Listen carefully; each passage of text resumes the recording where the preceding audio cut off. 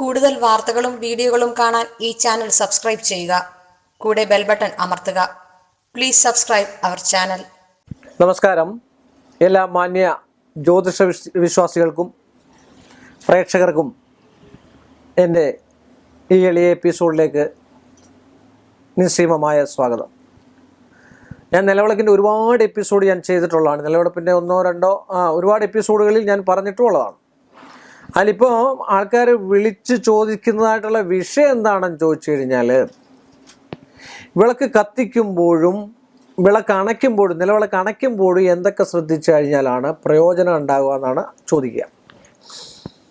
വിളക്ക് നമ്മൾ സന്ധ്യയ്ക്ക് നമുക്ക് അന്നങ്ങൾ പലതുണ്ടെന്നാണ് പറയുന്നത് അല്ലേ? പ്രാധാന്യം, മധ്യാഹ്നം, അപരാഹ്നം, സായാഹ്നം, ഇങ്ങനെ അന്നങ്ങളാണ് അല്ലേ?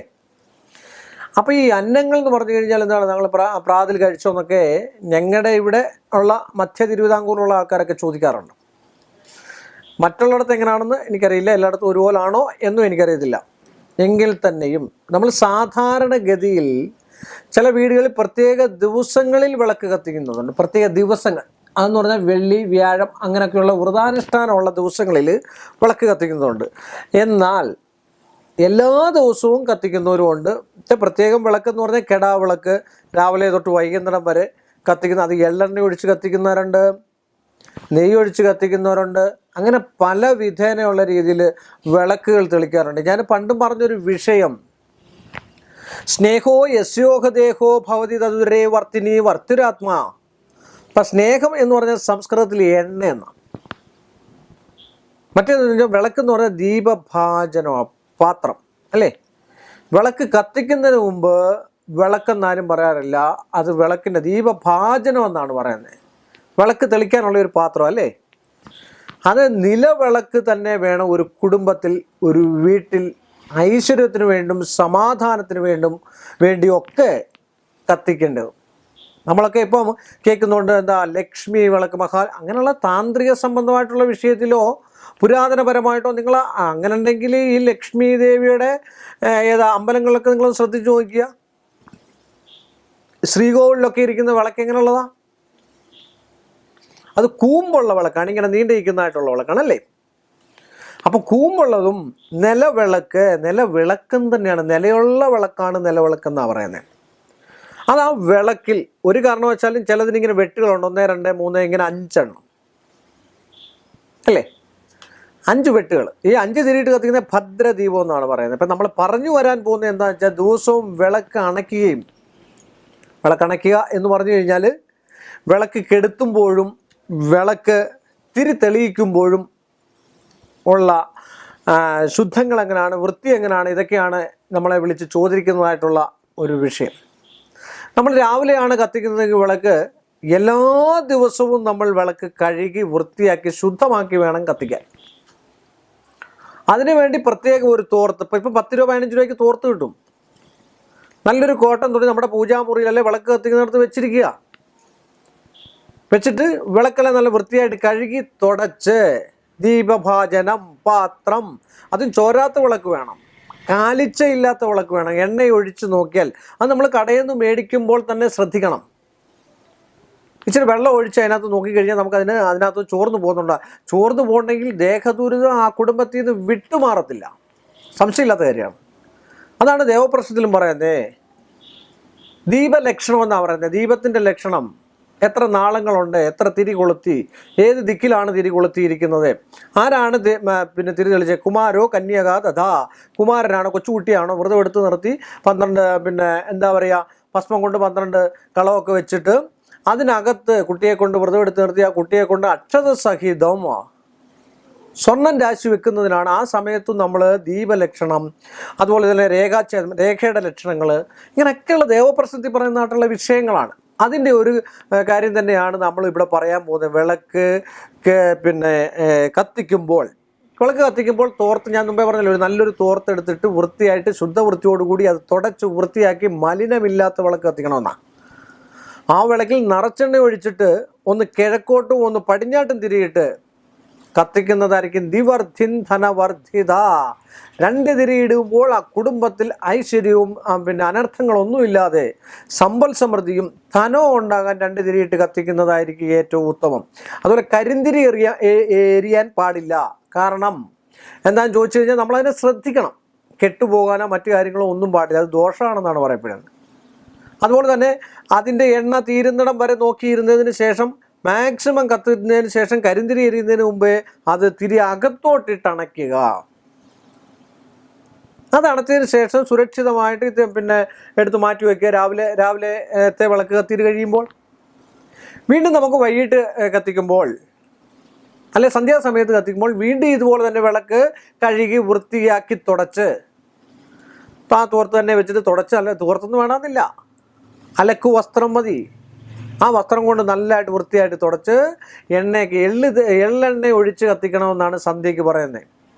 അവിടെ പോസിറ്റീവ് എന്ന് വെച്ചാൽ മഹാലക്ഷ്മി വിളയാണ്. അവിടുത്തെ ചേഷ്ടാഭഗവതി മാറി കിട്ടണമെങ്കിൽ എള്ളെണ്ണ ഒഴിച്ച് ഒന്ന് കിഴക്കും പടിഞ്ഞാറും ഇട്ട് തിരി തെളിക്കുക. അത് അണയ്ക്കുന്നതും തെളിക്കുന്നതും എങ്ങനെയാണ് ചോദിച്ചിരിക്കുന്നത്? കിഴക്കോട്ടുള്ള വെച്ചാൽ രാവിലെയാണ് കത്തിക്കുന്നതെങ്കിൽ കിഴക്കോട്ടുള്ള തിരിയും, വയ്യമ്പാട് കത്തിക്കുന്നെങ്കിൽ സന്ധ്യയ്ക്ക് ശേഷം കത്തിക്കുന്നതെങ്കിൽ പടിഞ്ഞാട്ടുള്ള തിരിയും കിഴക്കോട്ടുള്ള തിരിയും കത്തിക്കുക എന്നാണ് പറയപ്പെടുന്നത്. ആചാര്യ മതം അങ്ങനെയാണ് പറയപ്പെടുക. സൂര്യൻ എവിടെ ഉദിക്കുന്നു അവിടാണ് കിഴക്ക്. സൂര്യൻ ഇങ്ങനെ പലായനം ചെയ്ത് വരുവാണ്. അങ്ങനെയാണ് പടിഞ്ഞാറ് ദിശയിലേക്ക് വന്നിട്ട് ചന്ദ്രനെ ഉദിപ്പിക്കുന്നതായിട്ടുള്ളൊരവസ്ഥ. ചന്ദ്രൻ ഉദിക്കുകയാണ്. ചന്ദ്രൻ എവിടെ ഉദിക്കുന്നു അവിടാണ് പടിഞ്ഞാറ്. അപ്പം കിഴക്ക് പടിഞ്ഞാറായിട്ട് സന്ധ്യയ്ക്ക് തിരിയിട്ട് നിറച്ച് എണ്ണ ഒഴിച്ച്, എല്ലാവരും ഒരു കാര്യം കാണാം, ഒരു അടപ്പിനകത്ത് എണ്ണ ഒഴിച്ചിട്ട് അങ്ങോട്ട് അടിച്ചിട്ട് കത്തിച്ച് 5 മിനിറ്റ് കഴിയുമ്പോൾ വിളക്ക് അണച്ചിട്ട് പോവാം. പിന്നെ എന്തിനാ വിളക്ക് കത്തിക്കുക? അതൊരു വഴിപാട് പോലെ. അതാണ് വഴിപാടെന്ന് പറയുന്നത്. അമ്പലത്തിൽ നടത്തുന്ന കർമ്മങ്ങളും നമ്മൾ കർമ്മം ചെയ്ത് മാറ്റേണ്ട വിഷയങ്ങളെ കർമ്മം ചെയ്ത് മാറ്റണമെന്ന് പറയുന്നതിൻ്റെ കാരണം അതാണ്. വഴിപാട് പോലാണ് പിന്നെ ചില ആൾക്കാർ ചെയ്യുന്നത്. വെറുതെ ഒന്ന് കത്തിക്കുക, അന്നേരം തന്നെ അണയ്ക്കുക, പോവുക. നിറച്ച് എണ്ണ. സ്നേഹോ യസ്യോഹ ദേഹോ ഭവതി തതുരേ വർത്തിനി വർത്തിരാത്മാജ്വാലാചായിസ്തീയോ വിമലമല്ലതേ സൗഖ്യ ദുഃഖക്രമേണ പാത്രം എന്ന് പറഞ്ഞാൽ അതിൻ്റെ ഒരു പദ്യമുണ്ട്, ഒരു പ്രമാണമുണ്ട്.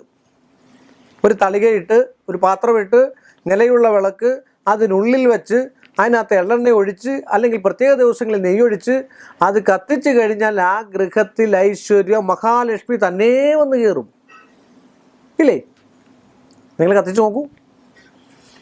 ഒരു വിളക്ക് തെളിക്കുന്നിടം, ഒരു സാന്നിധ്യമുള്ളിടം അഗ്നിയാണ്. അഗ്നി സാക്ഷിയായിട്ടാണ് എല്ലാ കർമ്മങ്ങളും ചെയ്യാമെന്നാണ് പറയുന്നത്.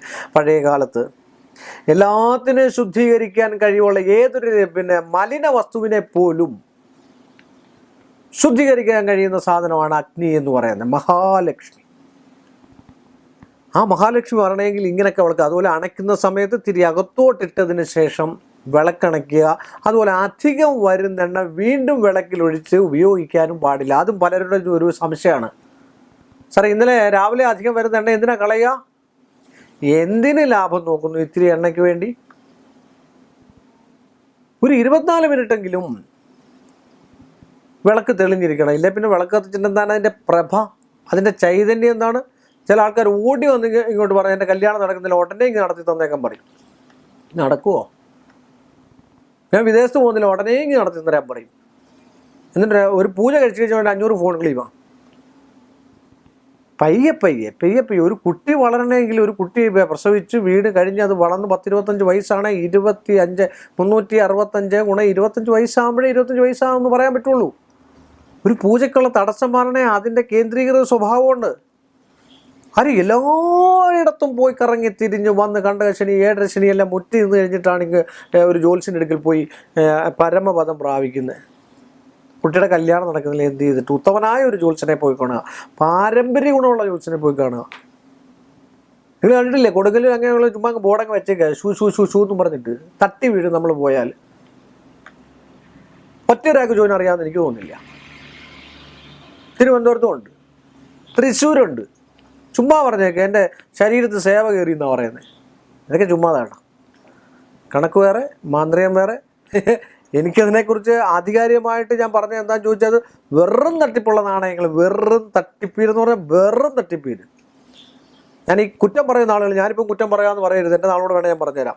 അത് കുറ്റം പറഞ്ഞല്ലോ, സത്യമാണ് പറഞ്ഞത്. സത്യം പറയുന്നത് കൊണ്ടാണ് ഇവർക്കൊക്കെ ഈ ഉൾക്കാഴ്ചകളിൽ നിന്ന് നമ്മളോട് വാശിയും വൈരാഗ്യവും ഒക്കെ തോന്നുന്നത്. അതുകൊണ്ട് ഉത്തമനായ ഒരു ജ്യോത്സ്യനെ കണ്ടിട്ട് അതിൻ്റെ പരിഹാരം ചെയ്ത് കാണുമ്പോഴാണ് നമുക്ക് പ്രയോജനമുണ്ടാകും. അപ്പോൾ അങ്ങനെ വിളക്ക് കത്തിച്ച്, അത് നാമാങ്കിതമായിട്ടുള്ള വിളക്കാണെങ്കിൽ രാജതുല്യമാണ്. ഒരു പാത്രത്തിൽ വെച്ച് വിളക്ക് വെച്ചാൽ മഹാലക്ഷ്മി അവിടെ വിളയാടുക എന്നുള്ളത് സംശയമില്ല. ഒരു കിണ്ടിക്കകത്തൊരല്പം കിണറ്റ് വെള്ളം ഇപ്പോൾ എല്ലായിടത്തും പൈപ്പേ ഉള്ളൂ. അപ്പോൾ ആദ്യം അടിക്കുന്ന ടാങ്കിൽ അടിക്കുന്ന വെള്ളം എടുത്ത് ഒരു ലേശം കിണ്ടിക്കകത്ത് വെച്ച് ഒരു തുളസിക്കതിരും അതിലിട്ട് കഴിഞ്ഞാൽ ആ ഭവനം ശുദ്ധമായി ഇല്ലേ? ശുദ്ധമാകത്തില്ല? നിങ്ങൾ കത്തിക്കൂ. ഒരു മെഴുകുതിരി കത്തിക്കൂ. ക്രിസ്ത്യൻസ് ആണെങ്കിൽ, മുസ്ലിംസ് ആണെങ്കിൽ ഒരു ചന്ദനത്തിരി കത്തിക്കൂ. എന്തിന് ക്രിസ്ത്യൻസോ കുന്തിരിക്കാൻ കത്തിക്കുന്നത്? എന്താവശ്യത്തിനാണ് കുന്തിരിക്കാൻ കത്തിക്കുക? കുന്തിരിക്ക എന്താണ്? ഇതിനൊക്കെ എല്ലാത്തിനും ഒരു ലോജിക്കുണ്ട്. അത് മനസ്സിലാക്കുക ആദ്യം. വേദപുസ്തകങ്ങളിലും ഉണ്ട്, ഒരുപാട് സങ്കീർത്തനങ്ങളുണ്ട്. ഒരുപാട് പറയുന്നുണ്ട്. ഖുറാനിലുണ്ട്, ആയത്തിലുണ്ട്, ഫാത്തിഹ ഉണ്ട്, ആയത്തെക്കുറിച്ചുണ്ട്, യാസിനുണ്ട്. അങ്ങനെയുള്ള ഒരുപാട് സാധനങ്ങളുണ്ട്. അപ്പം ഇതൊക്കെ ഇതിൻ്റെ വിളക്കിന് മുമ്പിലിരുന്ന് ജപിച്ച് കഴിഞ്ഞാൽ നിലവിളക്ക് ഐശ്വര്യവും സമ്പൽ സമൃദ്ധി സമ്പൂർണ്ണവും എല്ലാ ദിവസവും ഒരു വീട്ടിലൊരു വിളക്ക് തെളിച്ച് ഒരു 10 മിനിറ്റെങ്കിലും നാമം ജപിച്ചു കഴിഞ്ഞാൽ ഈ എല്ലാ വലിയ പൂജയെക്കാളും ഏറ്റവും അവൻ തന്നെ മനസ്സിൻ്റെ ഹൃദയത്തിലേക്ക് ഭഗവാനെ ഉൾക്കൊണ്ട് ഒരു 10 മിനിറ്റ് നിങ്ങൾ ജപിച്ചു നോക്കും. നിങ്ങൾക്ക് ഐശ്വര്യവും സമ്പൽ സമൃദ്ധിയും ഉണ്ടാകും. അത്ര നല്ലതാണ് സന്ധ്യയ്ക്ക് വിളക്ക് കളിക്കുന്നത്. ഇങ്ങനെയൊക്കെ തെളിച്ച് കണ്ടു കഴിഞ്ഞാൽ നിങ്ങൾക്ക് ഐശ്വര്യം ഉണ്ടാവുള്ളൂ, നന്മയിലേക്ക് പോവുള്ളൂ. മോശത്തിലേക്ക് പോകാൻ ഞാൻ പറയുന്നേ ഇല്ല. അപ്പോൾ നന്മ ഉണ്ടാകട്ടെ എന്ന് പ്രാർത്ഥിച്ചുകൊണ്ട് എല്ലാ മാന്യ പ്രേക്ഷകർക്കും എൻ്റെ ഈ എപ്പിസോഡ് വൈൻഡപ്പ് ചെയ്യാൻ സമയമായി. അടുത്ത മറ്റൊരു വിഷയമായിട്ട് കാണുന്നതുവരെ നിങ്ങൾക്ക് ഏവർക്കും എൻ്റെ വിനീതമായ നമസ്കാരം. കൂടുതൽ വാർത്തകളും വീഡിയോകളും കാണാൻ ഈ ചാനൽ സബ്സ്ക്രൈബ് ചെയ്യുക. കൂടെ ബെൽ ബട്ടൺ അമർത്തുക. Please subscribe our channel.